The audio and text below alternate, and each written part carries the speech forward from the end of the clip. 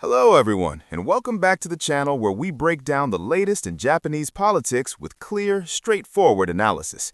Today, we're talking about a significant setback for the ruling coalition as the Liberal Democratic Party and the Japan Innovation Party have officially given up on passing their bill to reduce the number of lower house diet members during this current extraordinary session. This comes right after party leaders Prime Minister Sanae Takaichi from the LDP and Hirofumi Yoshimura from Ishin met on December 16 to hash out the next steps. Let's unpack what happened, why it matters, and where things might go from here. First, a quick recap to set the scene. Back in October, when Sanae Takaichi became Japan's first female prime minister, the LDP needed a new coalition partner after parting ways with Komeito.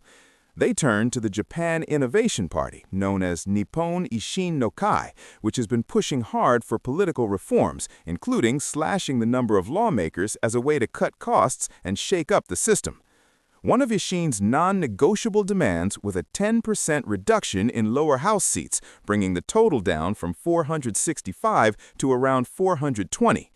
The coalition agreement explicitly said they would submit and aim to pass a bill doing just that in this extraordinary diet session, running until December 17. Things moved fast at first. The two parties agreed on a framework cutting about 25 single-seat constituencies and 20 proportional seats with an automatic trigger if broader talks failed. They jointly submitted the bill on December 5, and there was even talk of extending the session if needed to get it through. Ishin, in particular, framed this as the centerpiece of reform, calling it essential to prove the coalition was serious about change. But as the session wore on, reality set in. The opposition parties, led by the Constitutional Democratic Party, dug in their heels, refusing to even start deliberations on the bill in committee. They argued it was rushed, self-serving, and potentially distorted representation, especially hurting smaller parties that rely more on proportional seats. Critics pointed out that under some versions, the cuts could actually help consolidate power for bigger players like the LDP and Ishin. On top of that, the opposition insisted political funds reform, tackling corporate donations and transparency, should take priority, given recent scandals.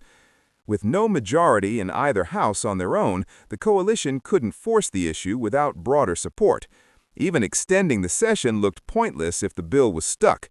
Ishin tried pushing by forcing votes on related funds bills to clear the way, but that just led to more backlash and committee chaos.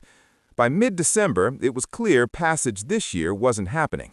That's what brought us to the December 16 meeting between Takaichi and Yoshimura. From reports, they confirmed the delay, agreeing to carry the bill over to the regular diet session starting early next year with a possible target of enactment by March.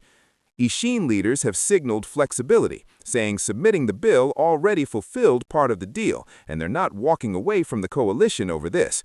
Yoshimura has criticized the opposition for blocking debate, but emphasized continuing the push forward. So, what does this mean, bigger picture? For the Takaichi government, it's a pragmatic retreat, preserving the coalition, which is still fragile without a full majority.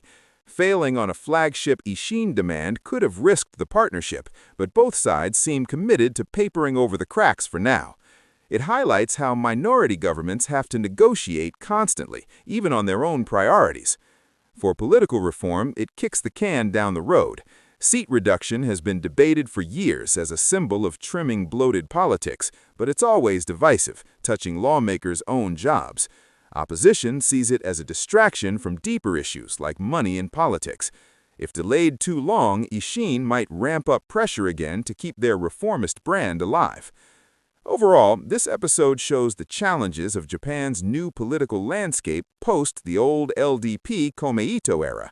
Coalitions are trickier, opposition has more leverage, and bold reforms take time. We'll be watching closely when the next session starts to see if they can build consensus or if this bill fades away. What do you think? Was this a smart compromise or a missed opportunity for real change? Drop your thoughts in the comments, like and subscribe for more updates on Japanese politics, and I'll see you in the next one. Thanks for watching.